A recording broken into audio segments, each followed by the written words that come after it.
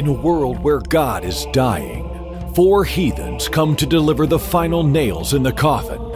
From the depths of hell, Satan sends 4 puppets of the imperialist West and the Zionist Jews against God, Islam, and tiny kittens to bring you their propaganda and conspire for a new world order. This is Secular Jihadists from the Middle East.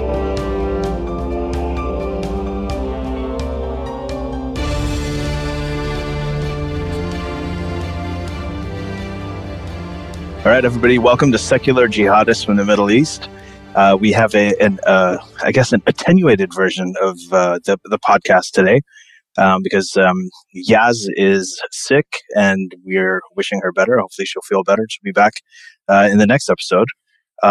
Faisal also is traveling, so he's unable to make it. So today it's just me.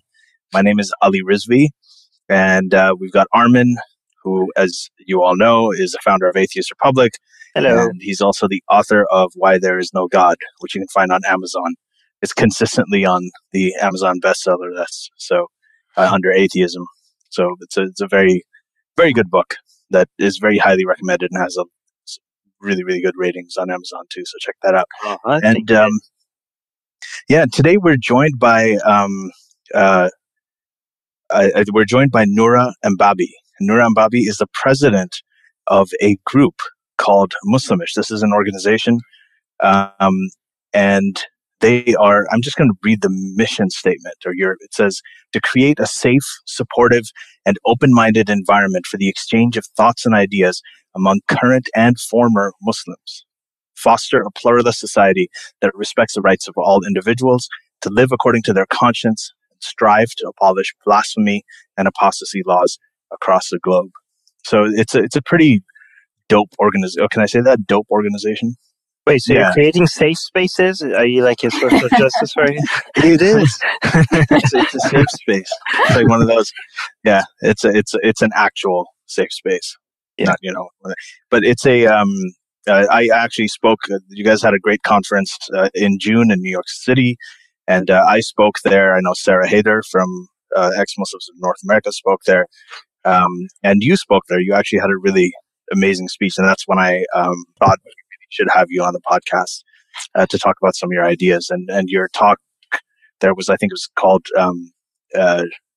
Bridging Ex-Muslims and Muslims, something to that extent, which is really what Muslimish is about. And it was really interesting because, the audience, there were a lot of questioning Muslims, right? And there were a lot of ex-Muslims.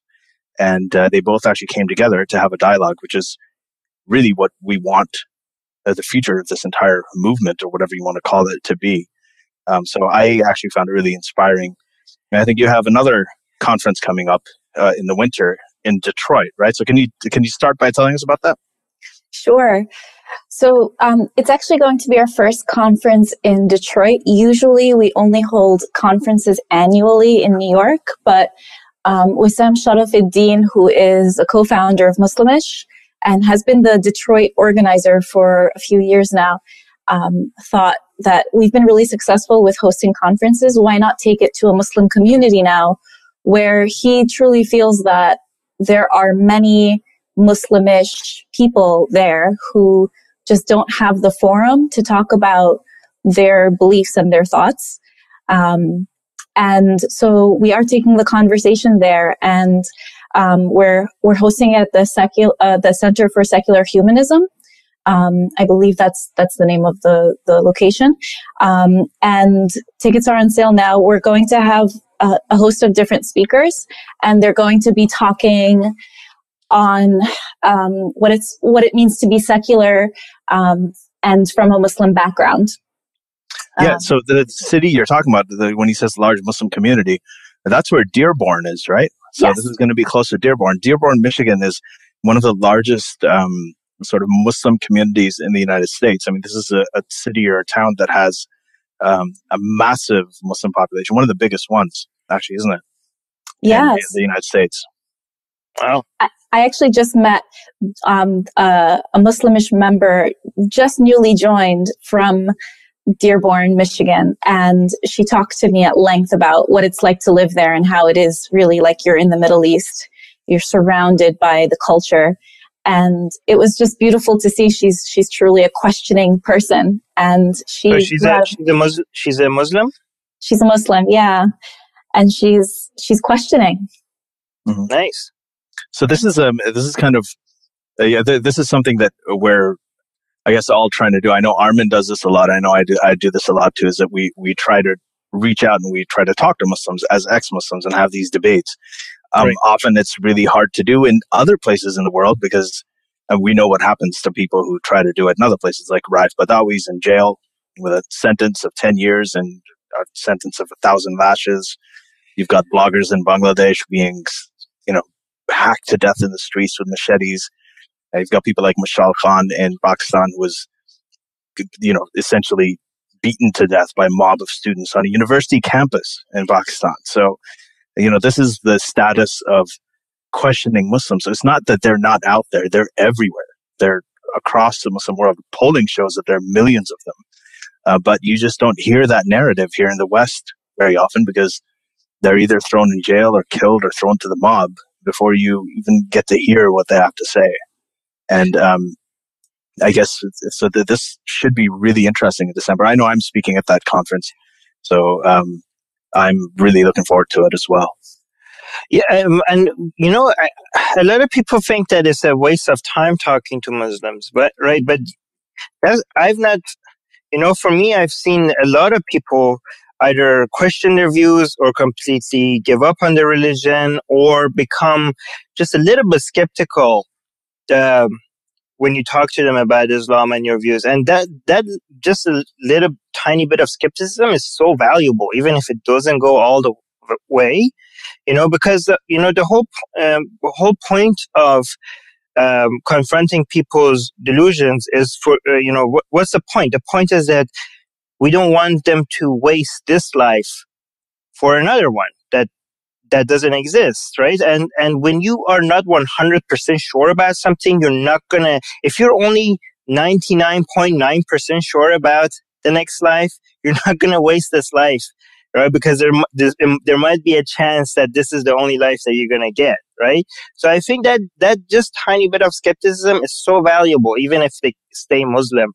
And even if they are 100% certain, I've noticed a lot of Muslims, they just have a tiny bit of appreciation for why somebody would be an atheist. And that's so valuable as well, right? So even if they don't even go 99%, they say 100% I'm certain about Islam or whatever delusion they're in. Once you talk to them, sometimes they see where you're coming from, right? They're like, it's not as ridiculous as they assumed, right? So even though they disagree, and that goes a long way for them to accept you, right, as an atheist. And this is basically what we want. We don't, even if, we're not going to have a world where everybody is an atheist, but what we want is a world where atheists are accepted. And we don't want that acceptance to be a condition, that acceptance to be conditional on us not criticizing religion, right? Like a lot of people a lot of religious people come and say, oh, I accept atheists, just the atheists that keep their atheism to themselves. I'm like, no, because we accept Muslims, including Muslims that are preaching Islam. We accept Christians, including Christians that are preaching Christianity. So please try to accept atheists, including atheists that are giving you an alternative for their way of looking at the world. And speaking out about it and owning it. Yeah, exactly. So the one thing about that, so I love the idea of engaging Muslims and putting a face to you as an atheist and encouraging acceptance and openness towards you. I think that even, everything that you said, Armin, could have been also said by a Muslim towards an atheist. Like, okay, even if an atheist is just 99.9% sure of their atheism, then there's that 0.11 chance that, or 0.1 chance that, they won't throw away their whole eternal afterlife for this one short life. And maybe, they can come to see where I'm coming from. And I think there's a misunderstanding sometimes between two opposing parties that when they say, I understand what it means to you. I think sometimes that's being said, but truly deep down, we don't know what it is that people are feeling. So I've had Muslims tell me, like, I don't know, maybe one day you'll become Muslim again, or I'm going to tell you something, and they jokingly say, oh, this might make you Muslim, because they believe it's that powerful a thing to say. Right. Here's the thing, though. But first of all, I agree with that, because I'm not 100% sure about my position. And I hope that if I'm wrong, a Muslim one day converts me to Islam, because I don't want to burn forever in hell. So, yeah. And also, but there's a slight difference, because what I'm suggesting is that tiny bit of skepticism is already enough. You know, like, even if you just stay there forever, right? Because I just think, like, you're not going to do something that is not worth doing, even because of that little bit of skepticism. But what you suggested is a Muslim that is happy that I'm skeptical, maybe about my atheism, because they're hoping for something. That's not going to be enough. They're hoping that one day I become fully Muslim. What I'm suggesting is that even if you achieve a little bit of skepticism and nothing more ever, that's great. You know what I mean? Sure. Not as a path to something else. Just that is progress enough for many people. Sure. One of the things, Noura, that you talk about is just sort of being an example. Like, you know, you're openly an ex-Muslim, you're openly an atheist, and when you go out, a lot of times just knowing that you are, you know, when people say that, okay, you know, this is who I am, then you don't necessarily have to even preach. You can just sort of, either by example, they're like, oh, okay, because a lot of people I've noticed that they don't even know that this is possible.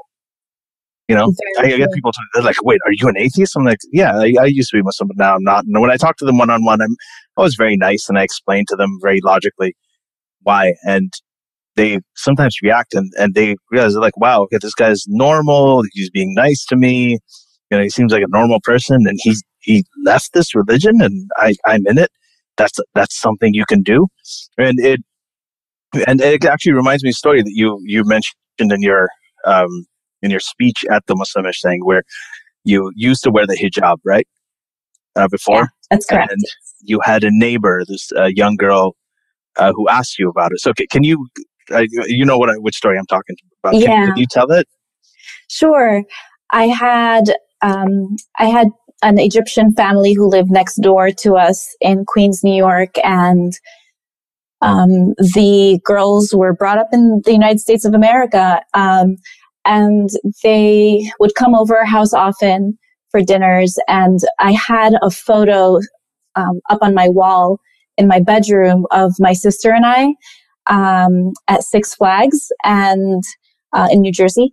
And we were both wearing the hijab. My sister still continues to wear the hijab, but both she and I were wearing the hijab in the photo. And one of the two girls looked at the photo and said, oh, I didn't know you used to wear the hijab, or why are you wearing the hijab in that photo? And I said, yeah, I used to wear it. And she said, oh, but then why'd you take it off? And I said, because I changed my mind. And she kind of just left it at that, and I left it at that, and we moved on with our day. Of course, what I said at the Muslimish conference, and I'll say it now, is that, of course, deep down, I wish I could say more. But again, she was probably 8 or 9 years old. And I don't know what frame of mind I'm working with. Ironically, after the fact, after the conference, I saw them again. And this time she was questioning me being vegan. And again, being vegan just irks the heck out of so many, even just being vegetarian irks a lot of Muslims, because God made meat halal. And how could you ban... Vegan? Okay, this episode is over. I know. I just confirmed so many stereotypes about vegans right now. But anyways, I just bring this up from a very Muslim context, that it's bothered so many Muslims when I was a Muslim vegetarian as well. And they would say, why in the heck? Like, you know, God has made meat. God has put animals on earth for us to eat. And so the same two girls confronted me on that recently and said, you know, but God said that animals are here for us to eat. You don't believe in God? They do not. So I told them, you know what? I think animals deserve to live just like us. And I know that I wouldn't want someone to slit my throat, even if I died in an instant. I want to live my life, even if there's no pain in dying. And so I didn't want to push their Are you Muslimness. afraid that you're going to offend them, or like, why do you hold back? It doesn't feel like holding back. I feel like it's being measured. I don't know if that's a euphemism, but what I feel is that if I told them, well, because there is no God, really, have you really thought about it before? Like, why do you believe that there is a God? Have you ever spoken to him? Even if I tried to question them on it, I know that at the end of the day, they're going to drive home in that car with their parents, tell their parents, can you believe what Noura said? And their parents are going to say, she's a crazy person. You can never listen to her. And then they're going to say things that will, I feel like the seed that I planted will face less opposition, both internally and from their family. So that, Wait, these are people you like, wait, did you mention these are your family or friends? Neighbors. Old neighbors. Yeah. It feels kind of like, and this is a story that I tell a lot, is that for me, I grew up in Saudi Arabia, and I was in an American school in Saudi Arabia, and I was in a Pakistani Muslim family. So, again, I had a lot of shells of Islam around me, Saudi, Pakistani, and so on. But in my school, our science teacher showed us the Carl Sagan Cosmos series. I'm in my 40s, so, this was in the 80s. And, the moment I saw that, Carl Sagan, he never really said anything about God or about atheism or anything like that. But what he did was he planted the seed. He did talk about religion, though. He talked about religion in very general terms, like, we're all fighting with each other and there's a pale blue dot. But he didn't really, and he used to mention that. But what he did was, again, I guess the term you used, measured. He was measured about it. Yeah, but I don't know if there's okay, yeah, but we also have... Oh, no, I'm not saying that's the only approach. You're right. Let me just finish what I was saying here. Yeah. So what happened was that, for me, what it did was it planted that seed. So I looked at that. I was like, okay, so this guy, he's saying these things. He's thinking about it. He's got this whole series. And then what I did was I started thinking on my own. So I guess there's an argument to be made that, when people see you, like in my case, my nieces and nephews, they all know I don't believe in God. They're also like 8, 9, 10 years old, many of them. And they come joke about it. They're like, yeah, but you don't believe in Allah. And I'm like, yeah, I don't. I'm like, but do you? And they're like, yeah, I do. I'm like, well, so what's he telling you to do? And so we have conversations that are very general. I never really push it or preach to them anything about it, but they just know. Can we stop calling it preaching? Not talking about your views. A lot of people say like, oh, you saying that there's no evidence for God and this is why religion is bullshit. Everybody's like, oh, this is preaching and it's so much like religion. Really? So if I say why capitalism is right, if I say why socialism is right, if I say that's fair. These all preaching then the defense of any argument all of a sudden becomes preaching. And if that's preaching, then I really don't have a problem with preaching. Yeah, no, I didn't mean preaching in a bad sense. I meant like I'm perfectly fine with telling people. That's clearly obvious. I wrote a book about it. You can go to my Twitter feed. Right. So I have no problem with preaching in quotes. But what I'm saying is, like, to Noura's point, what I do with my nieces and nephews, they just kind of know who I am and what I think. And I just kind of leave it at that. And what that does is it makes them think on their own. So they come up and ask me more questions. Rather than me telling them things, they ask me questions. And then I get to tell them everything I want to anyway. I don't lie to them. But now what I'm doing is I'm answering questions that they're asking, right? Rather than offering answers de novo. So, there's because, right now we're talking about how to talk to Muslims, right? But sometimes it's okay to be really direct and just I just think this is all ridiculous, right? You could just say that, right? You could be like, I think like what you like, how could you be a good person if you're not a Muslim, like, okay, well, you mean like, how could I not follow a God that wants all of us to burn forever just because we don't worship him? Like, is that what you're talking about? Like, this is you could be pretty direct about these things, right? And some people, if they ask, you can, when they do ask, I do answer that way. Right. And sometimes they might feel shocked or offended, but they ask, obviously, so you're not forcing anything on them, right? Mm-hmm. But sometimes you hear from them years later. They get mad. Like, if you say something to them, you ask you a question, and then you tell them, you're like, yeah, I just don't believe it anymore. Like, I had a conversation with this guy recently, who was telling me, he's like, my cousin's got this thing where he teaches the Quran, and he's got these DVDs, so do you mind, like, telling your friends about it? He doesn't know me very well. So I told him, like, I was like, I grew up in a Muslim family too, but, I read the Quran, and I realized that it's all written by men, so I'm not really a fan. Yeah. So then he's like, what? He's like, why? So you don't believe in it? Why not? And I just told him, this is what I think. I think it's written by men. If I hadn't read it, maybe I'd still be believing in it. So maybe, you don't want to encourage this too much. And I had that, so he asked me about it, and I kind of left it there. And I've had conversations with people like this before, and sometimes they come back like a couple of years later. Like, oh, do you remember me? We had that conversation. We had this huge fight, and I got really pissed off, and then I blocked you. Well, you were right. Now I think like you do. If that didn't, I'm telling you, that happens all the time. Yeah, it does. It's actually the Atheist Republic too. Like, a lot of people started coming and fighting everybody, and then all of a sudden, now they're arguing with everybody else that is new. Saying they're atheists. Like, some people, new theists that come to Atheist Republic to say why we're all wrong. I see comments of people like, I used to be you. Yeah. I used to be it happens all the time, man.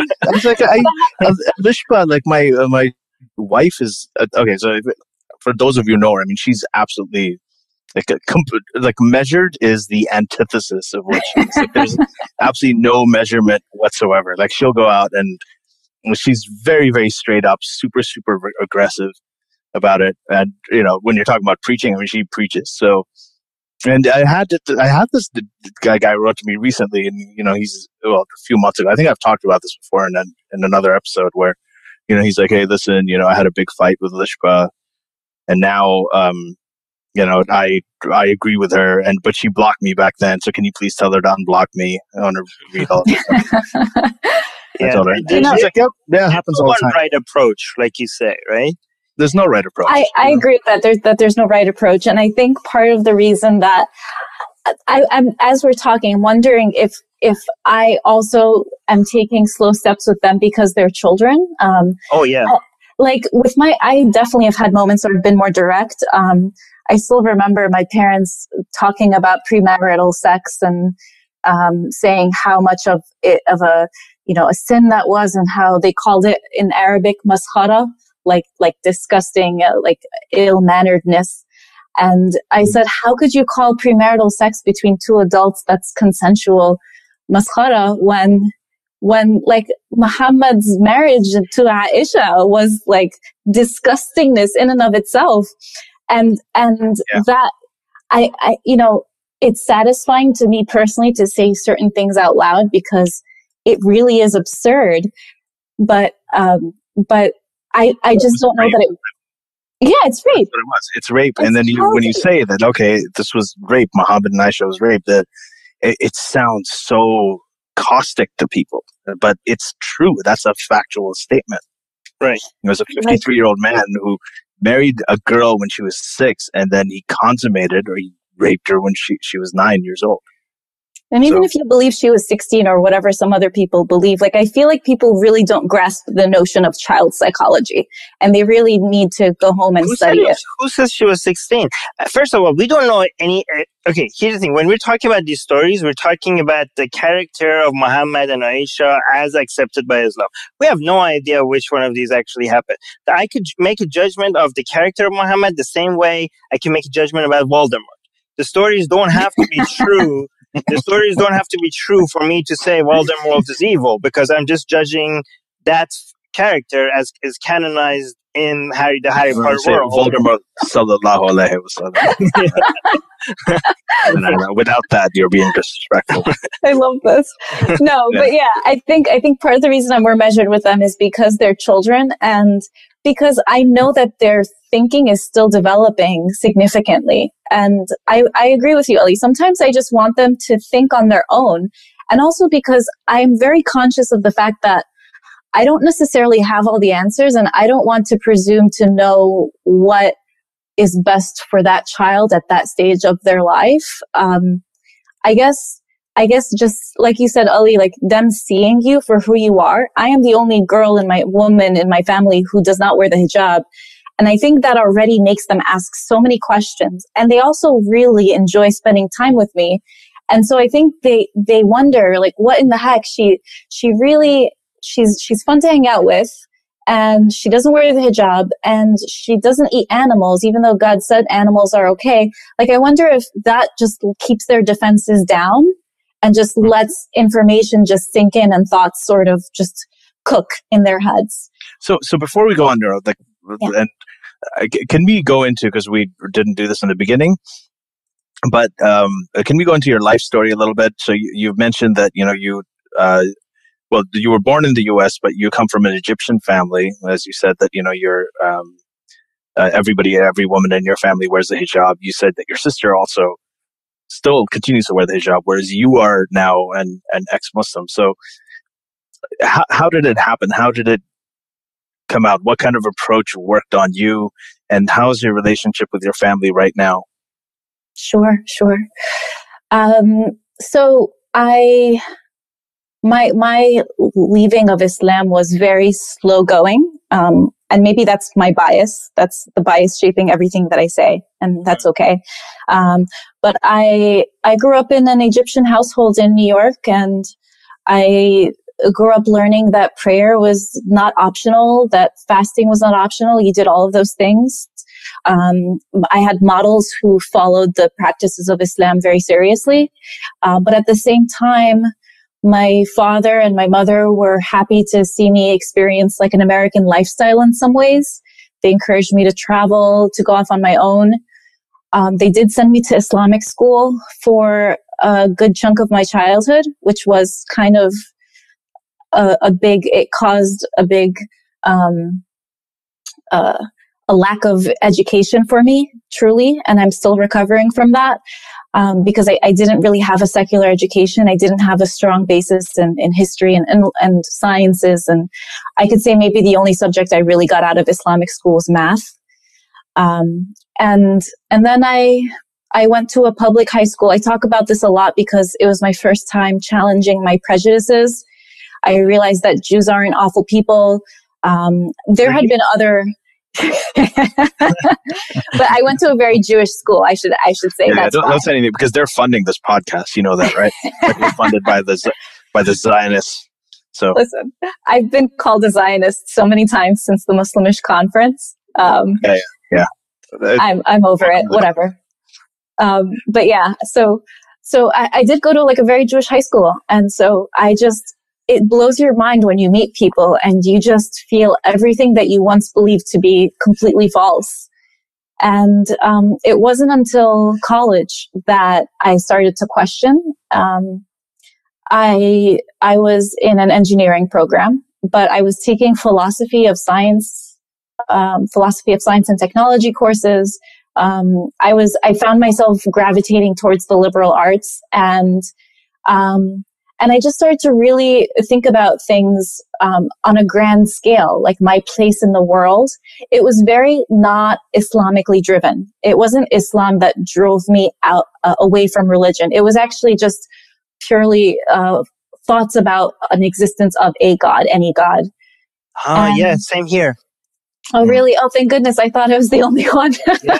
No, every time, most ex-Muslims I've met are like, I read the Quran and I was shocked, so I left Islam.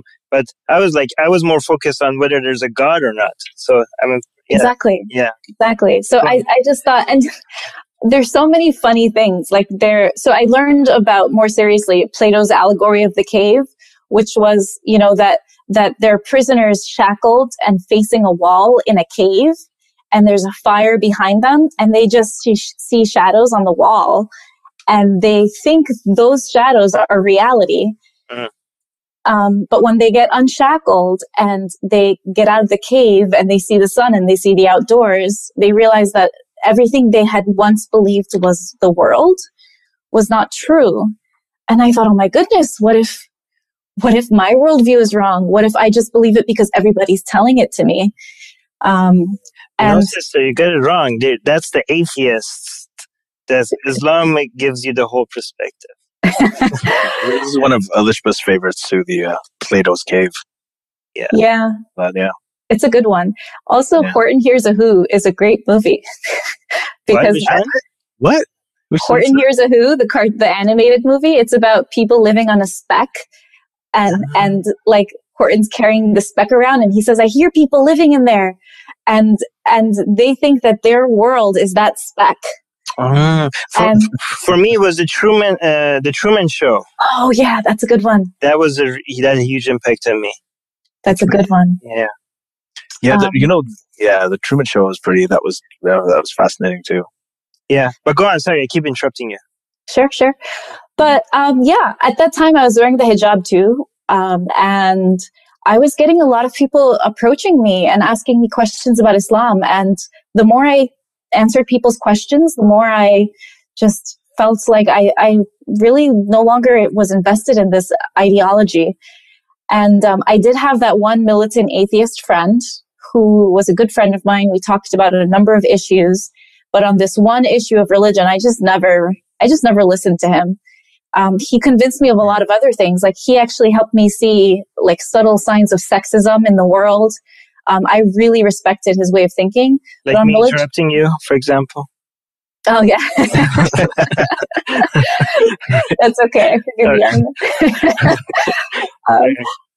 So I really valued him as a friend. But either way, I was no longer the Muslim who believed that all non-Muslims were going to hell. I don't know that I was ever that Muslim. I think in general, I had a very liberal way of thinking about things. And so I always valued goodness in people, but it was more of, oh my goodness, this could be factually incorrect. That really got to me. And, there was just a lot. At the same time, that's when I was starting to realize, that, we're all organisms. We're just like a very complex one, but all of us are organisms. And this one book came in this one language, in this one form that one species can communicate in. It's just too micro to be the explanation of the universe. So yeah, gradually I started to be more open about what I thought. Ironically, I started to feel ashamed of the things that I used to say as a Muslim. And I'm sure we all have a little bit of this in us, but I still remember, as you guys were talking earlier, that on Facebook one time, someone had written down on her own profile. She wasn't even trying to speak to me, but she wrote down on her profile that she cannot understand how women wear the burqa, in the summertime. And this bothered me so much as a Muslim. So I commented under her post to say, I'm sorry, I didn't know that one would just change their belief system because of the weather. And it was very snarky and condescending of me. That's a good comeback, though. It is kind of good, yeah. And I feel so ashamed of it now. Ex-Muslims always have the best comebacks when they were Muslim. No, when I sometimes debate Muslims, I always think like I could do a better Muslim than you. Right. Yes. Yeah, like I think I should debate myself because I think like I could really defend some Islamic points that I disagree with very well. I don't know. Yeah, no. I actually spent a whole. This is in my book. Omar Assam, if you're listening to this is a ping for you because he's always like, "Oh, you're always talking about your book." I'm like, "Well, I wrote everything in it." But in my book, I actually spent the whole, I think, more than half a chapter just talking about my defenses of the Quran and the defenses I used to use for all of the most contentious verses and how I justified it to myself. Like, and I really made a really strong case for it. And then, of course, I shot it all down. But it isn't. So it is. So you are one of those people who kind of commented there and then showed up a couple of years later. It's like, now I kind of get what you were saying. Exactly. It's so pragmatic, actually. A lot of these people are very practical. Well, to your defense, who cares about the fucking weather in this world when you have an eternal life to care about, right? Sure. Exactly. Right? Like, I mean, it makes logical sense. If your premises are true, that's the logical, like, okay, it's summer and it's hot and you're complaining about the hijab because it's hot. Like, I'm pretty sure hell is going to be much warmer than summer on Earth. Sure. Yeah. Yeah. So yeah.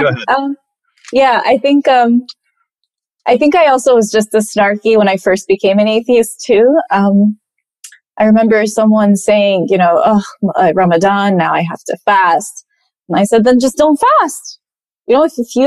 If you believe so strongly that fasting is important and that it's a tenet of Islam and it's a requirement, then why are you complaining about it? Just then, if a part of you doesn't feel like you should be doing it, then just don't do it. And that wasn't met well either. I was just spouting my garbage at people.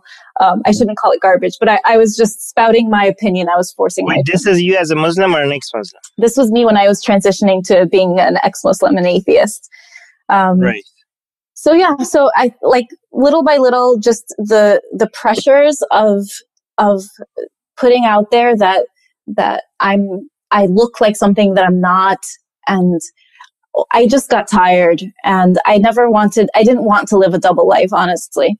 So I came out to my family and I told them.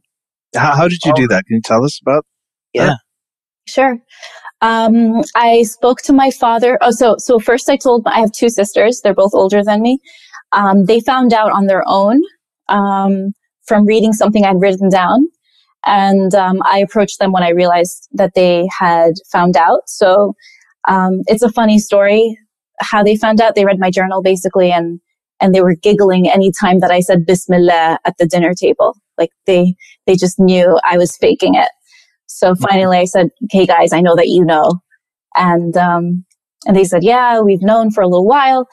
And, so they were the first to know from my family. And then you were still wearing the hijab at this point? I was. The hijab was honestly my biggest motivator to come out, because I wanted to stop wearing it like there was no tomorrow. I just was dying to take it off. And so I said, I'm going to tell people, and then I'm just going to take it off the next day. So I told my father first. He's very kind-hearted and gentle in his way about things. And, I sat him down, and my sister joined me, my eldest sister. And, I was crying so hard that I couldn't get the words out. And so my sister said it for me. And he was shocked. He couldn't believe it. And so he told me, I'm not going to leave you to be an atheist, of course. I'm not going to kick you out or anything. I really think that we should work together on this to make you come back to your faith, because I care about you. And, of course I want you to be Muslim. So would you invest some of your time into praying again? And would you invest some time into reading Quran with me? And for me, Armin, this was the transition from instead of God, the notion of God pushing me away, it was then start to be the notion of Islam. Right. So little did he know, every time I sat down to read Quran with him, I was just like, what is this nonsense that I'm reading right now? Are you serious? Yeah. Just nothing resonated with me. Not the good bits, not like my father used to tell me these good bits of stories when I was growing up. Someone used to throw garbage at the Prophet every day and he would never retaliate. And he would always be kind to that person. And then one day there was no garbage thrown at him. And he said, "Oh my goodness, there's no garbage. Let me go check on that person who used to throw garbage at me." And he found out that person was ill, and he cared for that person, took care of them. And then that person converted to Islam happily ever after. Hey, that's a nice story, actually. Yeah, sure. I heard that too when I was growing up. That was a big story about the garbage throwing. Yeah. That's so. Why didn't you like that story? I like that story. So what I meant to say is that, like, when I read the Quran, I just felt that I wasn't getting that rosy image. Yeah, because that's not in the Quran. Exactly. Because we've only been fed rosy stories that is not in the Quran. Why didn't they put those stories in the Quran? They would have more success. They did that with the Bible. 150 years after, they added like that, like, whoever of you that hasn't sinned, throw this. Oh, the forgiveness and turn the other cheek. But the Quran, it doesn't have enough beautiful stories, so they had to come up with these other stories to add on. But the thing is that nobody told us that in the Quran, these verses that you could rape women that you capture in war, right? Or that you could beat women, or that, like, in all that hadith stuff, that the Jews that Muhammad killed in one day, all of them. Nobody told us about those stuff. All the stories I told you were the ones that were not in the Quran, and then all the stuff that was in the Quran you found out on your own when you grew up. You're like, slave girls, really? Exactly. Like, nobody told me that. I just heard about the garbage lady. Exactly. And the poor people. Exactly. I know. What, like, really joining Muslimish, and I'll get to that part soon, but it really opened my eyes to what was in the Quran. I still remember Ibrahim, the founder of Muslimish, Ibrahim Abdullah, telling me that, no, that verse 434, it doesn't say that you should beat your wife if she's disobedient. It says if you suspect, if you fear she's disobedient. You can beat her. That makes it worse. I know, yes. Yeah. You can and it doesesn't say you can. It says you should. Right. Exactly. Yeah. So even if you're like, but I don't want to, no. You have to beat your wife.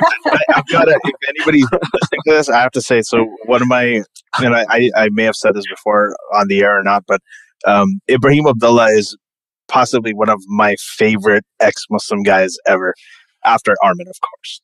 Oh. Yes. So we're talking about the men, right? No, but the thing is, like, no, but he, because his thing, so Armin, he actually went on, this speech is on YouTube. I think maybe we'll put it in the link. Because, he was one of the guys who founded Muslimish, right? And he went and he did this talk, and he just held up the Quran. And he's just like, okay, guys, first of all, this is Islam. People will tell you, this is not Islam, this is not Islam, this is Islam, this is... No. Pointed to the book, this is Islam. He held up the Quran. I was like, wow, we're going to fucking get bombed here. And then he opened it up, and he went through the most ridiculous verses in the Quran. And it was pretty much like a stand-up comedy show. It was just absolutely hilarious. And it's online, and people should really watch that video. He's a fantastic guy. I love it. Go ahead.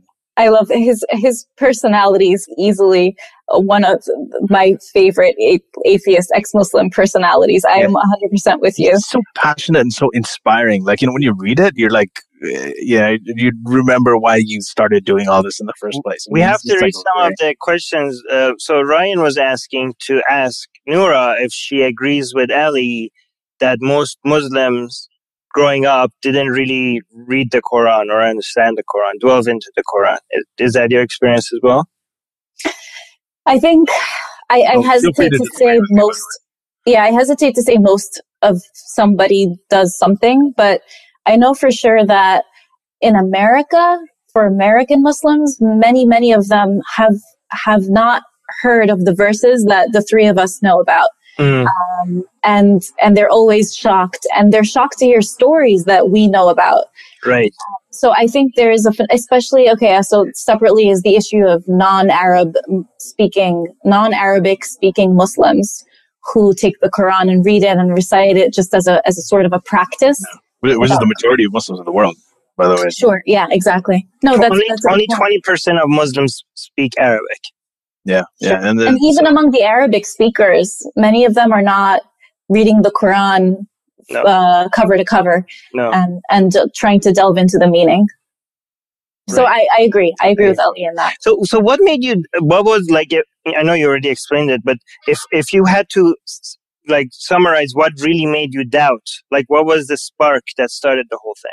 So again, I feel like there's no spark specifically, and I think it's so cumulative. Like once that doubt is that seed is planted, it it just grows beyond your control, I think, in a good way. What was the seed?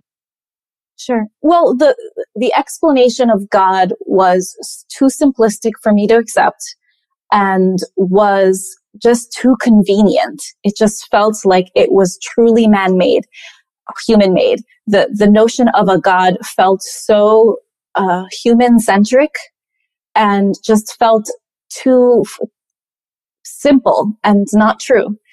And so just philosophically, just the ideology itself of a creator of everything just didn't ring true for me anymore. And I also started to realize all the functions of that belief. Is it used as a deterrent for something bad? Is it used to keep people in check? And it just felt like, okay, this has been convenient for years and years and years. And that's why people believe in it. But majority has been wrong many, many times over the course of human history. And majority is wrong in this case too. That's great. Yeah. Actually, that's interesting because when I was studying the history of religion, it seemed a lot of the religious practices and rules seemed very convenient for the political, needs at the time, right? So like, and then when I read Muhammad's stories and why the verses came down, when they came down, it's all also seemed very convenient. Exactly. Right. I know there's one story that's not commonly said or shared or known by Muslims, is the notion that Muhammad slept with Maria the Copt, I think, on the day that he should have been sleeping with Hafsa or something. Oh, and then they had a fight. Yeah. And she said, well, this verse is very convenient all of a sudden. Yeah. And so the verse basically, God shows up and tells them, he's like, okay, guys, stop it. Like, Muhammad's right. You guys are wrong. He comes the next morning and he's like, see, this is what God told me. Yeah. It's not me. It's not me. Like, it's so great. If ever you have a fight with anybody and like, there's a verse coming. God telling you to stop. Just stop it. Stop.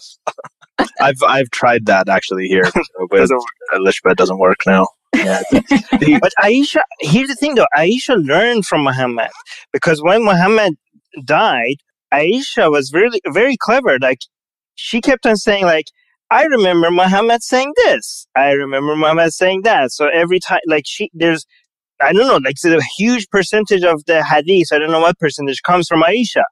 And a lot of it contradicts what other people said, but everybody like, well, Aisha was the closest person to Muhammad.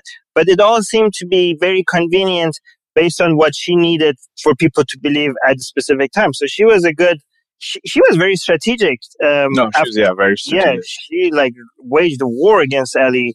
And she had because she was Muhammad wanted to make sure nobody marries his wives after he died. So then there's another verse came down for that. Was it a verse or was it a hadith? I don't know. But so Aisha could not, and her father died soon after, right? So she didn't have a husband and a father. And for a woman at that time to be able to raise an army and wage war against Ali, that was pretty spectacular. Yeah. So, Noura, we're going to move on to another topic. And, by the way, Nora is asking if you're ex-Shia or ex-Sunni. Ex-Sunni. Ex-Sunni, okay.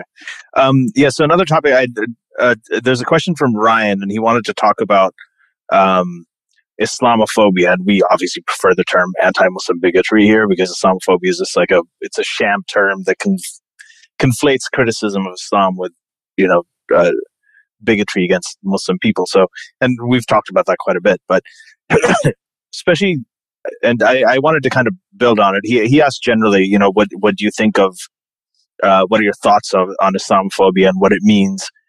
And to add on that, I want to ask, when you talk about reaching out to Muslims and talking to them about, as an ex-Muslim, as somebody who's an atheist, especially now with, all the stuff that's going on with, Trump and his whole thing about Muslim bans and everything, has that made your job harder?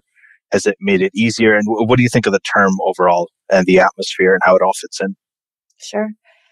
I have been trying for a long time to take that term off the table when it comes to conversations that I have with people. just because I do think it just ends the conversation. And I think that it's an easy out for people to stop listening to valid arguments, by labeling it as Islamophobic. And I used to be someone who used that term and who would be easily offended by a YouTube video or something where someone titles it Islamophobic person, lecturer says such and such. And so I remember the gut reaction I would get to that word. And once you label someone as that, you kind of just stop listening to them. So I think that I've been trying to address it almost first thing. Anytime I approach someone to stage a dialogue or something, I have to be very conscious of knowing that that's the elephant in the room, especially if it's a liberal university or someone who definitely runs in liberal circles. I try to address it right off the bat and just debunk it, and just explain that having an issue with an ideology is not the same as being bigoted towards a group of people, and that, of course, Armin and I had this long conversation about it in a separate group, but that, sometimes when you're, I've been a victim of it myself sometimes, and even if I wasn't, that's just not my line of thinking. That's not my line of reasoning. So, victim of what? Of anti-Muslim bigotry. Yeah. So of course, that's not where I'm going with this. And I know that some people are much better at drawing parallels. Like they draw parallels between criticizing Islam, but not criticizing Muslims, to other faiths or other phenomena. But yeah, I think I try to address it right off the bat.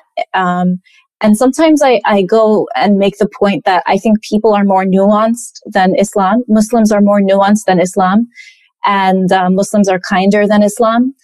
Kinder, but not more nuanced. Islam is pretty nuanced, but nuanced about so many random shit.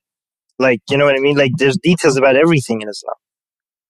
Sure, but I think all of the functions that religion serves for people are so complex. Like the way that religion starts to be, interwoven into your psyche, and the way that people live their lives and find a place for religion in their lives. And I just think that it's so complicated that I don't even want to necessarily take that on. I'm not a researcher, but the ideology itself, sure, we can talk about that and we can critique that. I know that people have very complex relationships with their faith. And so I just try and separate that out for people. But yeah, the term Islamophobia, I think, is a conversation ender. And, well, it doesn't have to be a conversation ender. You could explain to them, I talked, to a Muslim, where was it? I was with Ali. I was in Chicago, and this was a hijabi girl. And I asked her, do you think that disagreeing with Islam is Islamophobic if I say why I find Islam, what my problems with Islam? And this is a Muslim telling me this. She told me that, no, because I disagree with Christianity and I don't think that's Christianophobic. Yeah, I was like, thank you so much. Yeah. Like, yes. That was actually beautiful. That was a pretty remarkable exchange. And that is part of a project that's going to come out later. It's going to have that conversation. I can't say much more about it, but it's going to be pretty, I love that. pretty fucking awesome. So, I talked to a Muslim, just really quickly, I talked to a Muslim, like, director of an MSA at a university recently, and he felt very strongly that you should question ideology. You shouldn't accept things at face value. You should critique it, and you should not call someone a prophet without knowing anything about them. Do you know their life? Do you know their life story? Like, why, it's amazing sometimes to actually talk to Muslims. And I realize this is in America in a very unique circumstance at an American university. But I think it can be grounding to actually talk to Muslims sometimes and realize that, we could together just take apart this term Islamophobia, and just question it together. Yeah, and actually highlighting Muslims that, because a lot of people, when they, I think me and Nora and some other people discussed this, we said like we could basically go to Muslims directly, because it seems like whenever we're trying to explain why Islamophobia is bullshit, we're talking to people that are not Muslims, right? But and they have different agendas. Their agenda is to be the protectors of the minority group, right?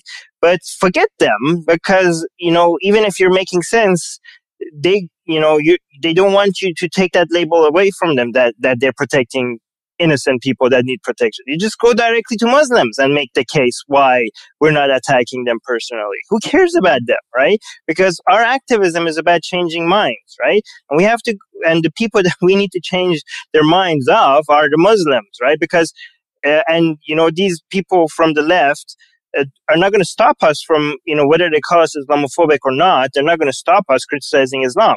So the people that we need to make the case for why this is not bigotry are the Muslims. And I think it's a waste of time trying to reach out to people. That kind of leads me to another thing. So, I mean, this is the second part of my question. I want to, just generally the political atmosphere the way it is right now. So, on one side, you've got this whole regressive left situation where you have Bernie Sanders who's going over and, kind of endorsing Linda Sarsour. And, he did that specifically, actually, we're talking about Dearborn, Michigan. And she kind of helped him get out the vote, for his support to win the primary in Michigan. So, you've got that on one side. And then on the other side, you've got this genuine anti-Muslim bigotry, which, I see all the time from Trump supporters, like, deport them, get them out of here. There's some really, really vile sentiment over there as well. So, you have this on both sides, and it's actually pretty vile on both sides. So where do ex-Muslims fit in? When you have this thing where, you've got the Bernie and Linda Sarsour type people, saying that, okay, if you criticize anything about Islam, if you say anything, Pat Robertson says something homophobic or misogynistic, jump on him and everybody on the left attacks him. But, if anybody else says anything, then suddenly you're an Islamophobe and they shut down the conversation, like you said.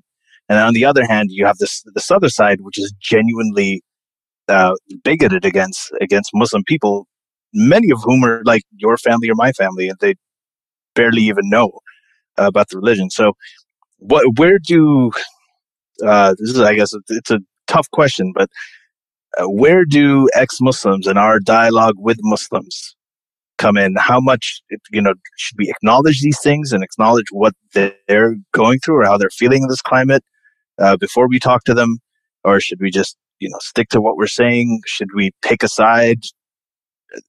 How do you see that? Those are two very, very difficult issues to tackle. And I think it's about dismantling bigotry, wherever it is. And I think there's bigotry towards Muslims. I think there's bigotry within Muslim communities towards non-Muslims. I think there's bigotry all around everywhere. And, I think we need to confront it and call it out whenever we see it. The issue with anti-Muslim bigotry in the States, I feel that it never comes from a sophisticated conversation about Islam. That I think those are two very separate things that people conflate very often. I think that when it comes to the conversations that we are having right now and conversations that we might have within our organizations, that to me rarely ever, if ever, leads to anti-Muslim bigotry. So I feel like that shouldn't be used as an ingredient in the conversation. I think anti-Muslim bigotry needs to be completely seen as a separate entity that's not a result of leaving Islam or becoming an ex-Muslim. Right. Are there some ex-Muslims out there who might be bigoted or become bigoted towards Muslims over time? Perhaps. Maybe you guys know of some. I don't know. I don't know any, but I think there are some, but it's a minority. Like, people, they're definitely very vocal, and there's many of them who've kind of gone, there's many of them who are on the sort of alt-right train even, but not many of them. It's a very small minority. They're just very vocal. So this idea that, there's loads of ex-Muslims are moving over to the alt-right and everything. That's just, it's bullshit. And I think a lot of people, just anybody on the right, they were like, they're alt-right, right? But, there are a lot of people on the right that are not alt-right, just like a lot of people are on the left. They're not like social justice warrior kind of types, right? Exactly. So, I think a lot of people on the right strawman everybody on the left as snowflakey social justice warriors, even though most of them aren't. And people on the left strawman everybody on the right as bigoted alt-right type, even though most of the people on the right aren't. But I'm specifically talking about the people. No, I know you were you were specifically saying that most ex-Muslims are not alt-right, which is true, but there's a difference between right and alt-right. Absolutely, there is. Yeah, there's a massive difference, and they all use these terms. I mean, they say it all the time. Whatever these labels are, I think that they're just more labels that shut down the conversation. Because with the regressive left, they're always like, anytime you want to say something, they're like, you're an Islamophobe, you're a bigot, you're a racist. That's how they try to shut down conversation. On the other side, they say you're a cuck, or you're a snowflake, or you're, SJW, whatever these terms are. And they shut down conversation that way. And like Noura saying, it's obviously not very sophisticated. That's where all these conversations are currently based online. There's generally like an issue with this lack of nuance that I think is why Muslimish is so important. But a lot of all of these efforts, I think, because it's just, there's such simplification now that's so convenient for people. But this painting someone with a single brush thing is so common and it's so sad. Right. And it's so false. So like I don't know if you guys grew up with prejudices that you were taught. I think, Ali, I read in your book some of yours, growing up in Saudi Arabia. But when we reflect on it, we realize how easy they are now to look at and criticize, because they're filled with generalization, right? So these people do this, or these people think this. And I think there are probably lots of roots to that as a belief, including communities being very insular and not exposing themselves to and mixing with other groups of people. But I think we need to tackle things that fuel that way of thinking that's so simplistic. And making generalizations about people. Is it an education problem? Probably. Is it a community problem, a socialization problem, a parenting problem? Like a lot of people get indoctrinated. So how? What's the solution? Could you solve all of these problems for us right now? Yes. Go, Nora. Come on. Go on. Yeah. What's the solution? Maybe we could all reflect on what changed it for us. I mean, the one thing that I said was exposure for me. The thing is that I think that a lot of atheists, and I'm going to criticize what you're suggesting, right? Because a lot of atheists always look at the religious community, and even they look at a lot of people in the atheist community, and they're like, why are people so dumb, right? And then why can't they just be more educated and smarten up? And then they have these their own communities of people that are read books and are educated and know about what's happening in the world and politics. And these people are dumb. Forget about them. Let's just make our own thing. But the thing is, you're not changing anything if, you have to reach out to the masses, right? And the thing is that most people aren't smart, right? And if we're waiting for them to become smart, we're going to be waiting forever, because it's just not going to happen. And the thing is that people are not smart, but that's okay. They have to be able to enjoy this planet with the rest of with the smart. I mean, just because some people are intellectual, we can't just make this planet work only for intelligent people, right? The not so intelligent people also deserve to be happy, even if they're contributing less, right? But the thing is that these are people that can suffer. They have a capacity to be happy, and whether you think it's their fault or not for not getting it, you're an animal rights activist, right? You're a vegan because you think animals deserve happiness, right? Even though they're not very smart, right? So, why can't we be this charitable with our fellow human beings that are not very smart? They're not, okay, who cares that they're not smart? They can suffer, and they shouldn't suffer needlessly, right?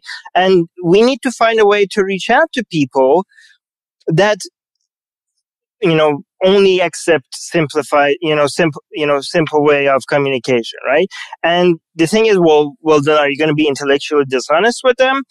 And I'm like, not necessarily, because, there's different ways to appeal to people. You could appeal to people's intellect, but you could also appeal to people's sense of sympathy, because, intelligence might not be very common, but sympathy is, right? I've noticed that when I talk to Muslims, when I talk about evidence, or this is circular reasoning, or this is this logical fallacy, and that's why would the number of people that believe in something make it true? These things don't click with most people, not just most Muslims, most people, right? But when I simply say, do you think it's okay for God to burn somebody forever because they came to the wrong conclusion, they got the wrong religion?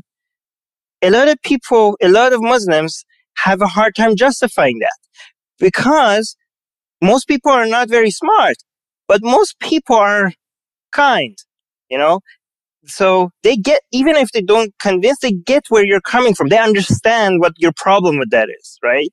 More than when you explain why this is circular reasoning. They might not understand why that's a problem, but when you say that, they get why that's a problem, Absolutely. I'm 100% with you on that, Armin.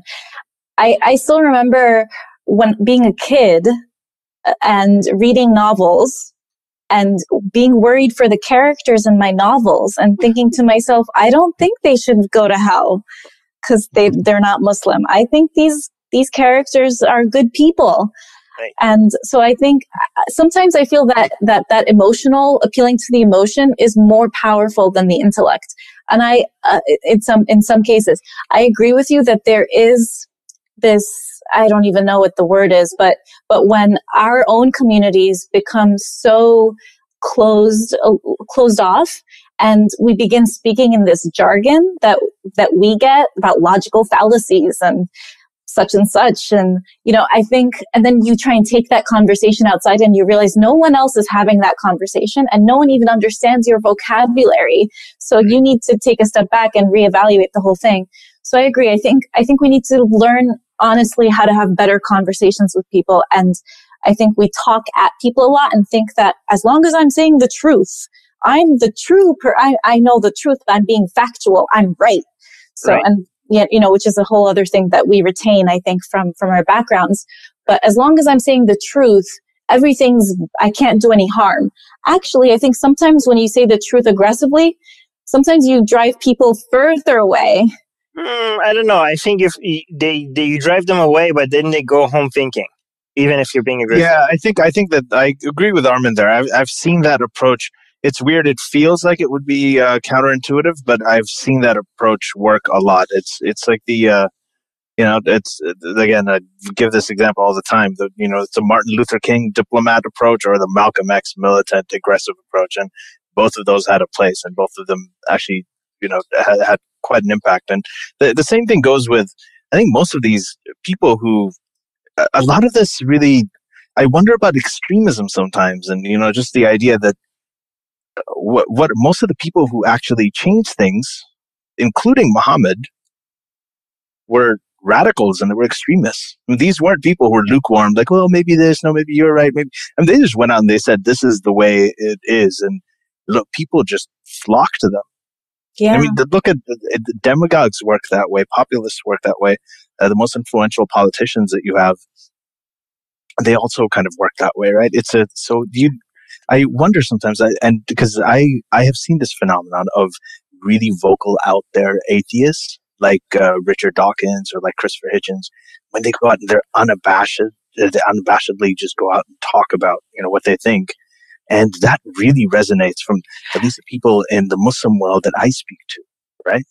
And if it doesn't resonate, they have the options to be like, well, I don't like Dawkins or Carl Sagan, right? So, I mean, that's why we have every kind of approach out there, right? You know, it's not like Richard Dawkins is forcing Muslims to, or religious people to listen to him, right? So we don't know what works. I just think we should just try more methods, right? And I'm with you. Yeah, I agree. I think for now we're a little bit haphazard, and I think that's okay. I think there's a lot of experimentation that we're doing with how to talk to people. Right. And I think I agree with you guys. There's no one right or wrong way to approach. And I think it's good for us to experiment. So one thing I will say though, Armin, sorry, just one last thing that I would say is that I think when you're talking, there are different things, like, you know, if I'm doing a talk in front of a big audience, I would speak differently. I might be more aggressive. You know, if I'm online, if I'm writing an article, if I'm writing a book, I'd be more nuanced. If I'm putting out a tweet, it's going to be very, very sort of out and in your face. But usually if I'm talking to people one-on-one, and I talk to actually, unfortunately, not moderates and questioning people as much. They seem to be less receptive, but the fundamentalists and the Islamists are always willing to debate. So I've talked to Taliban sympathizers, I've talked to defenders of ISIS, had online conversations with these people, and they want to engage, and they want to fight, and they want to argue. Right, yeah. They're giving you the green light. They're like, come, fight with me. And like, no, I want to be respectful. No, they're giving you the green light to go fight with them. Why are you all... I guess to me, I think of that saying of if a tree falls in a forest and no one's there to hear it, did it make a sound? And I love the optimism. I'd love to believe that, you know, it was heard. But to me, I think sometimes no one's in the forest. But I'm willing to kind of change my thinking on that. I just need to see it happen. But I think more than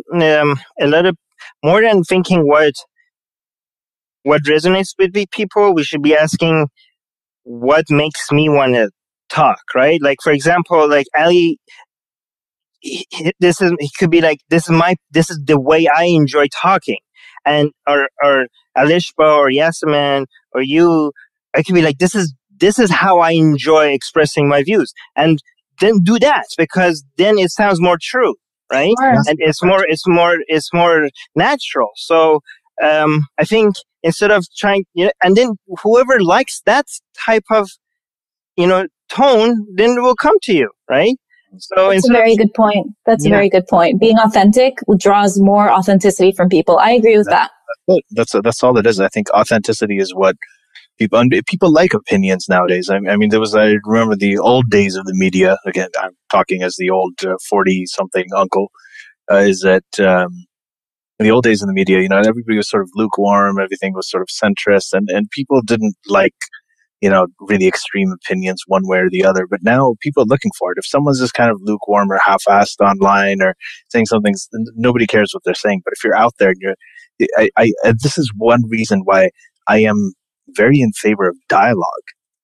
But I'm not a huge fan of, you know, and I don't want to get this wrong. This isn't like a general statement or an absolute statement. But, you know, when people try really hard to find common ground, try to find really hard to build bridges, you know, just for the sake of it, and they'll sit down and talk to anybody just to build, because, you know, we want to build bridges.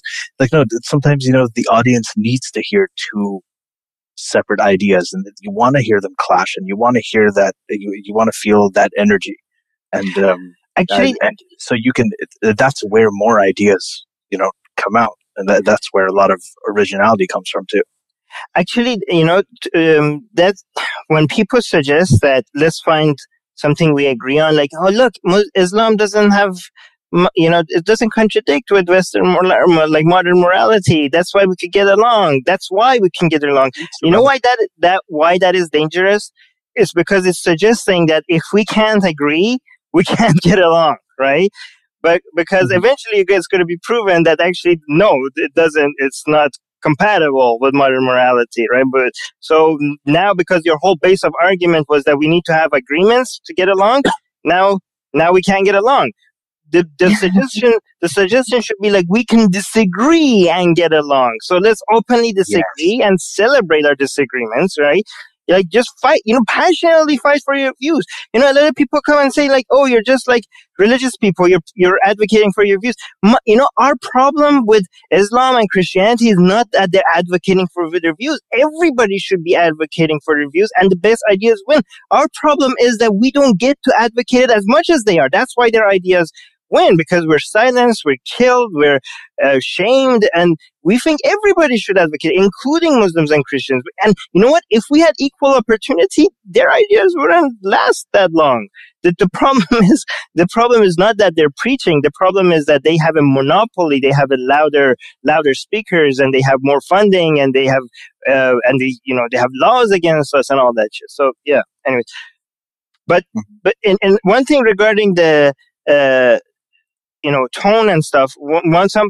Sometimes Muslims say, you know what, I'm okay with criticizing Islam, but don't make fun of it, right?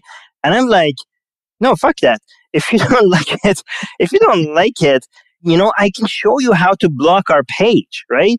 And like, yeah, but then they say, why do you have to be disrespectful? Why can't you just say why you disagree with Islam instead of just, making these funny memes about Muhammad and stuff? And like, listen, when I was a Muslim, we made fun of the fact that Christians think God could have a son, right?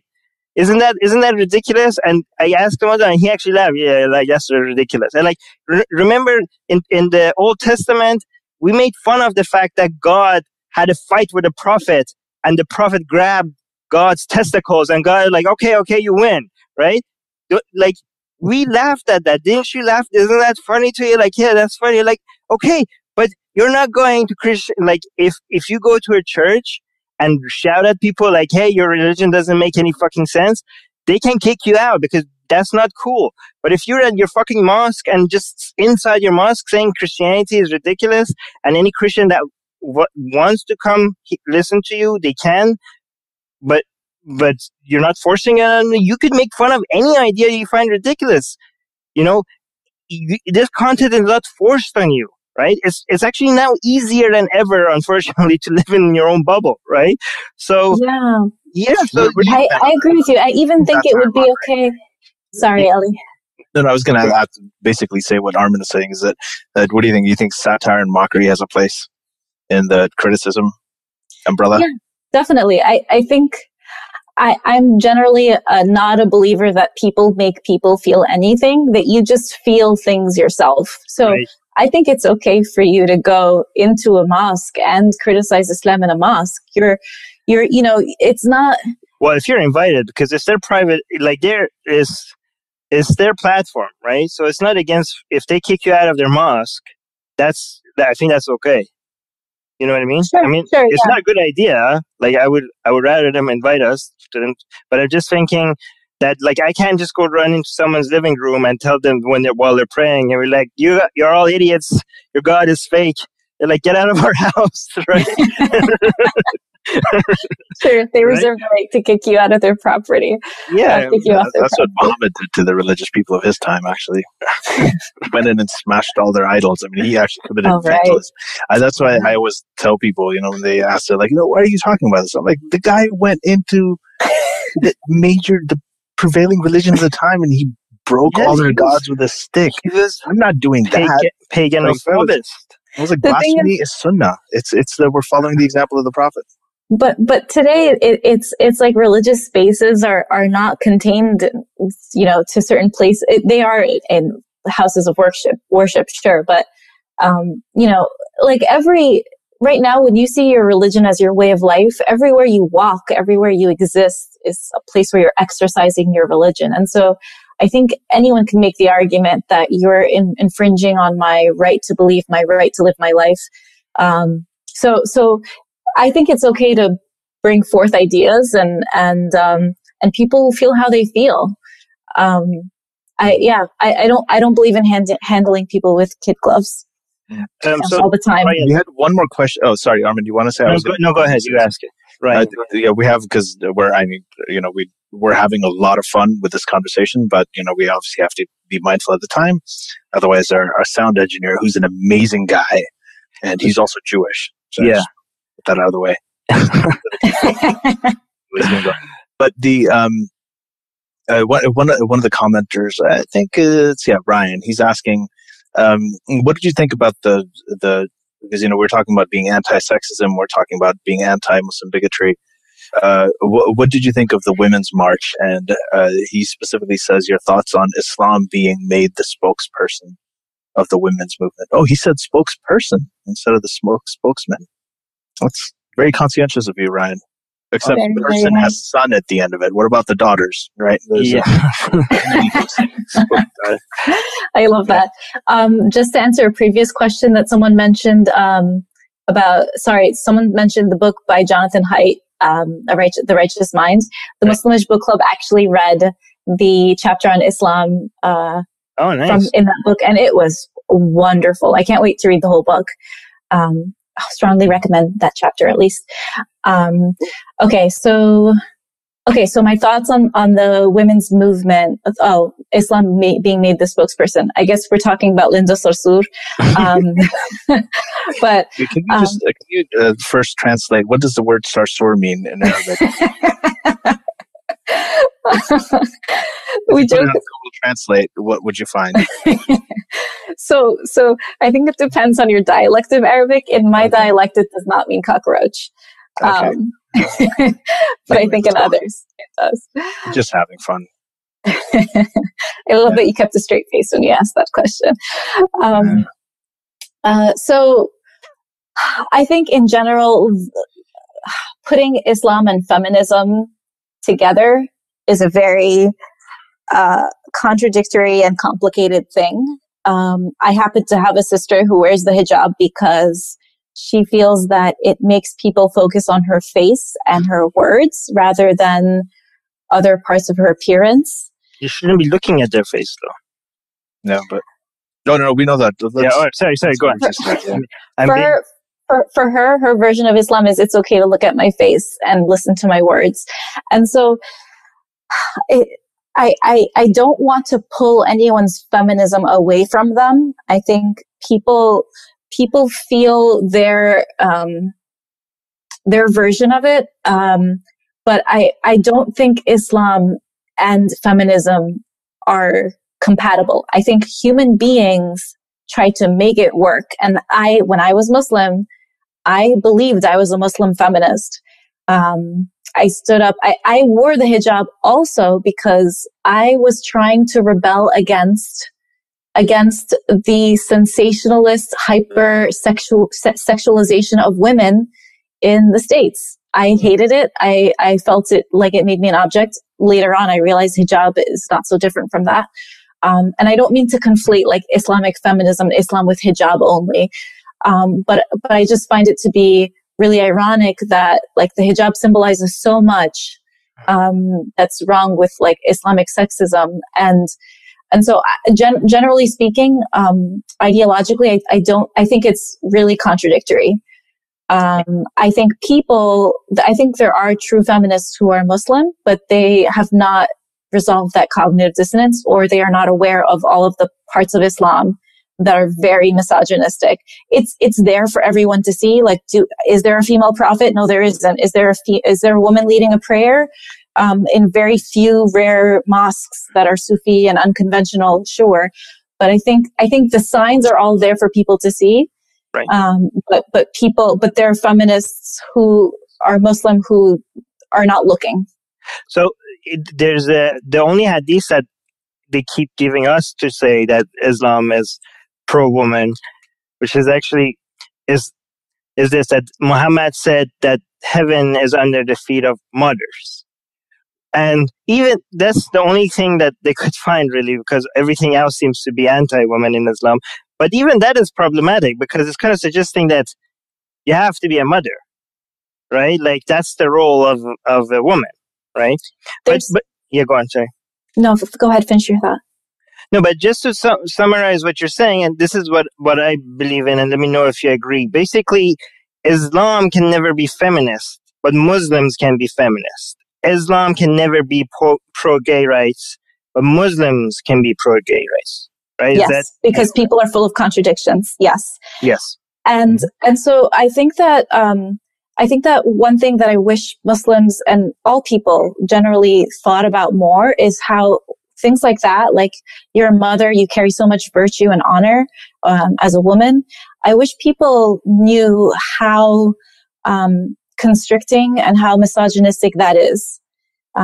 It took me a long time to see it, even years after being an atheist, to really learn about misogyny and all of the forms that it takes. And this whole motherhood and worshiping mothers is a form of misogyny. Right. And it really is looking at women as just a vessel and for carrying babies. And it's more complicated than that as well. And I'm sure there's lots of cultural context. I hear Jinan in my head sort of right now yelling at me. Like, Jinan is a Muslimish member who's, she's brilliant. And she's always talking about cultural context. So I'm sure the idea of motherhood is so loaded with so much. But I think people need to challenge that there's one way to be a virtuous woman, and that virtue is something you need to have. And that's misogyny to me also, basically.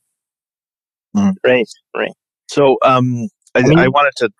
Sorry, Armin, you had something else? Yeah, I mean, I know men are never pressured to, I mean, they are, but not as much. Like, you don't feel like nobody tells us that we have to be dads, or like we don't feel like we're incomplete until we have children. Do you know what I mean? I mean, sometimes some men do personally, but pressure is not there. But I'm not saying being a mom there's anything wrong with being a mom, but the fact that this is what makes you complete kind of takes away your individual. Like, no, you're you, right? You're not. Your children don't define you. You define you. I don't know. Exactly. I mean, some moms might disagree with me. And just like, I'll just refer to something from Armin, your conversation on the Atheist Republic with that Muslim man, right, where he explained that men and women do serve different roles, and that just as the man is the authority over the woman, he's also the person opening the door in the middle of the night if there's danger and there's sound, and she doesn't have to go and address the danger, but he does have to. So it's kind of, I think he terms it as like balanced, that, it's fair, it's not unfair. But I would say that's really unfair to men as well. Right. I don't want to go outside. I don't want to go outside. Nobody wants to endanger their lives, and no one should expect another human to endanger their life on their behalf. Yeah. And so I think misogyny hurts men and women. There's something rude about, my wife when I'm walking with her in the street. As a man, I'm supposed to go like fight that guy. Actually, that's not very smart, right? Right? I'd rather be ashamed as not being manly than being stabbed in the middle of nowhere, right, in the street. You want to call me not manly because I didn't fight a random guy in the street? I'm not manly, then that's fine. Let's just walk away from this crazy person and go home. You should listen to a song by a very manly man named Michael Jackson called "Beat It." It was exactly about what you're saying. It's like, beat it if you're in a situation, and just. Wait, that was what it was about. All right, yeah, it's like beat it when you're. Don't be a macho man. Beat it. Yeah. You got to read the words. Exactly. Beat it. Anyway, so Noura, I want to thank you for joining us. I thought this was an amazing conversation. I really this was awesome. But to finish, there's been a lot of events this year. That with ex-Muslims coming out, we had the Muslimish event in June of 2017 in New York City that I talked about earlier. You also had the biggest gathering of ex-Muslims ever in history in the UK, where Armin and you were both there, and I couldn't make it, unfortunately, that Maryam Namazi organized. And, we've seen a lot of videos from that, and we've had some people who spoke there on this podcast, like, Mohammed Al-Qadra, who's also one of my favorite ex-Muslim atheists. He's a Jordanian, the president of Jordanian atheists. And then you have, Faisal's organization, Ideas Beyond Borders, is doing amazing things. They've held 2 events. Faisal just spoke in Maryland. You've got the ex-Muslims of North America. You know, they've held a couple of like really, really good events, and there's clips of, I think, Sarah and Kada, who was our guest on the last episode on the burqa ban.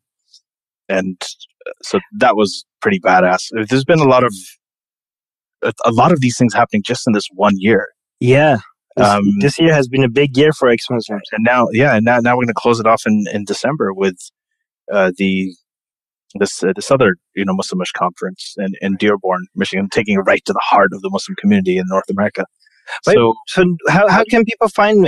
Sorry, you were going to ask that. No, I was just going to say, just to close, how do you feel about the state of this whole movement? The fact that there are more of us out speaking about it, because I remember 10 years ago when I started talking, there was like nobody there. It was so sparse, but.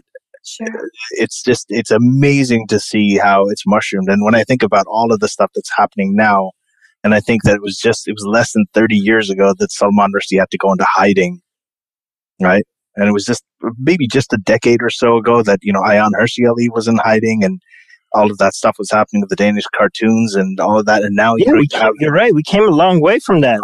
We have conferences. We've got Muhammad cartoons all over the internet. I mean, there's this huge movement. People in Saudi Arabia, they're calling atheism a terrorism. There's all these articles and a lot of concerns with Arabic TV shows in Kuwait and Egypt and Saudi Arabia talking about the rise of atheism. And when you really think about it, there's been a lot of progress. Are you feeling optimistic? Do you still think there's a long way to go? I mean, of course, there are a lot of risks. We don't want to downplay that, but how are you feeling about it? I find it I love it. I love the heck out of it. I find it so heartwarming that I could connect with an international community now. Like going to the London conference opened up lines of communication that I never even imagined. I mean, from the moment that I met Ibrahim was the first ex-Muslim I ever met, till today, where there's a whole network of people and we're talking and we're organizing and we're strategizing. I think it's a beautiful, beautiful thing. I don't want to minimize kind of the struggles that people are facing elsewhere, but learning, I feel like I'm learning just as one human being in this New York City. I'm learning how to help someone across the world in Algeria or across the world in Egypt. And I think that's a beautiful thing. I find this a really great movement, and I'm really excited to be a part of it. And I'm always very conscious of the fact that me speaking on this podcast or me speaking out in general is something that other people are being persecuted for at the same exact time, but just somewhere else geographically. And I'm looking forward to us growing so much that we're able to help those people. But just to be a little bit pessimistic, that's right. And I'm hopeful too, but just to tell people how far we need to go, we're like, I wanted to end on a note of optimism. I'm going to end on a note of realism, okay? All right. Like, when I was in London, I don't know if I mentioned this to Nora or someone else. Oh, no, I told this to Sarah Hayder. Mm-hmm. I was like, Sarah, look at this conference. This is around half of the ex-Muslim community here right now, right? This is the biggest ex-Muslim conference in the world. Until now, right? Largest gathering of ex-Muslim speakers ever. And and we are against Islam, right? And think about the beast that is Islam.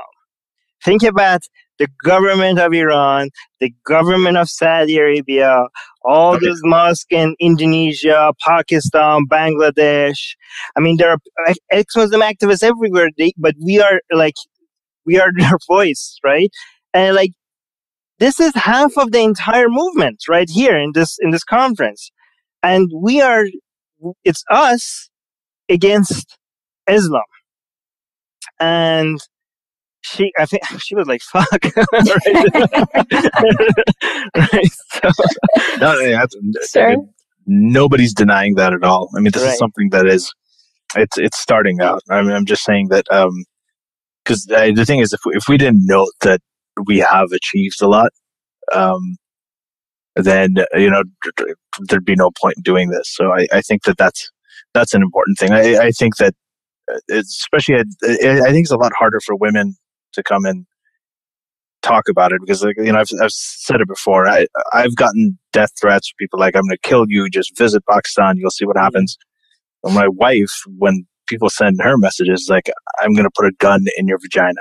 Yeah. I'm going to shoot bullets. Like that's a kind of, everything is sexualized. Whenever I think when women leave Islam, there's this idea, it's like, oh, she's not moral anymore. She's going to do anything. She's up for whatever. We can do whatever we want with her. And there's this really strange kind of, I mean, if you think that when people talk about a woman who's not wearing a hijab, that means she's fair game. Imagine what it's like when she's not wearing the hijab and she's left the whole religion, So yeah, there's the fact that there are people like you and Yaz, and who are, I really wish was here today. I know that she's sick and she's going to be back next time, but give her my best. Sorry, give her my best. I was going to say that to turn this in a humorous direction, the worst thing that I got so far was that I was a hairy goat. And I think that's fairly not sexist. I think that could be a man or a woman. You could be a hairy goat either way. That's a gender neutral insult. Let's get more of those. But you be ready for worse. But Ryan was saying, thank you so much for giving us your explaining your views and positions. So he wanted to thank you for being here. I didn't hear who you said. Ryan Spencer. Oh, Ryan, yeah. In the live chat.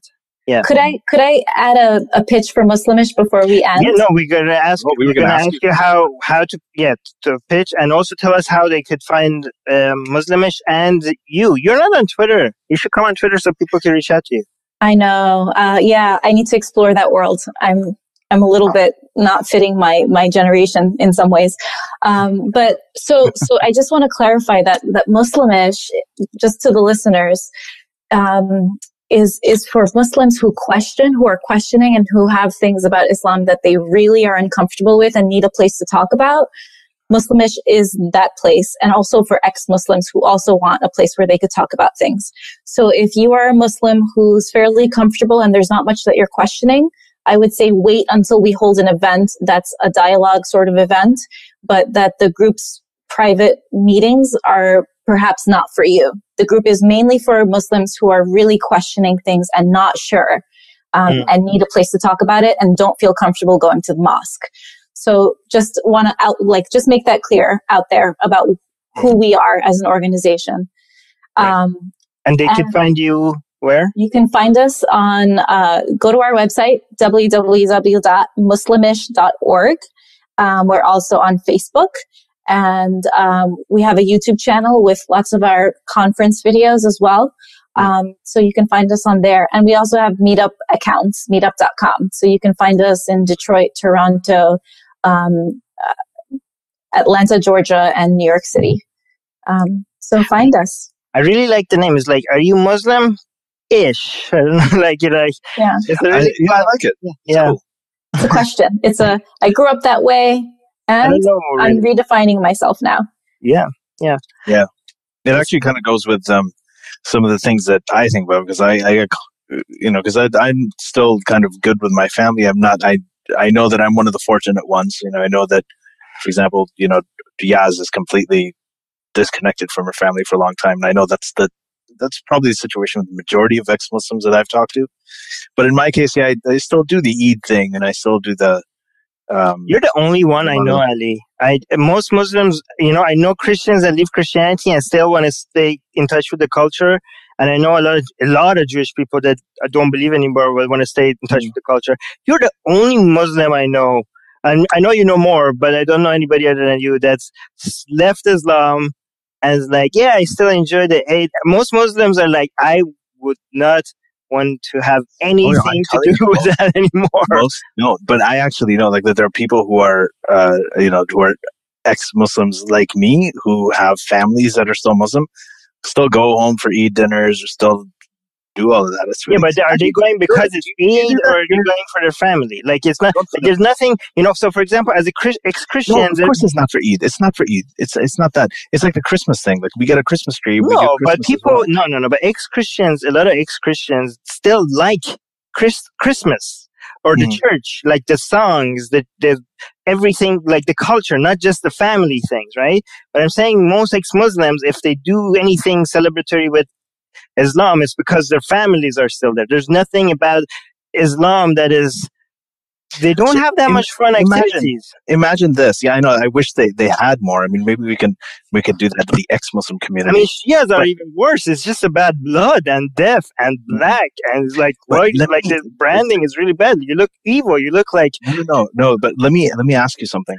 A lot of the reason that people who are questioning and really, really on the fence, in my experience, the reason they don't leave is they're like, oh, if I leave, then I'm going to lose all of this stuff. I have a good thing with my family. I'm never going to see my nieces and nephews again. It's the community, not the culture.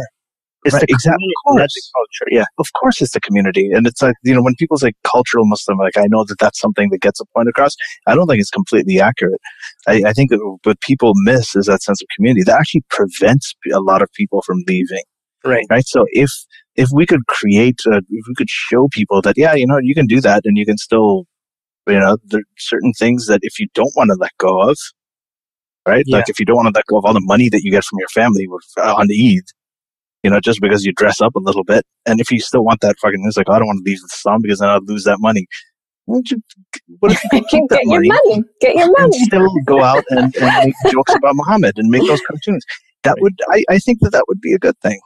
And by the way, for me, my point is that it's not very festive, right? Like their holidays is not very. Oh no! In my place, if you except have the food, maybe the food is good. If you have Eid parties with beer, it's and barbecue. It's like any other part. The Ramadan feast. If you have it's just like a feast. There's nothing. There's nothing. Yeah, but there's nothing that makes it Islam. Like there's nothing here. Like anything that makes it Islamic. How can you ruins it? Of course, it's not.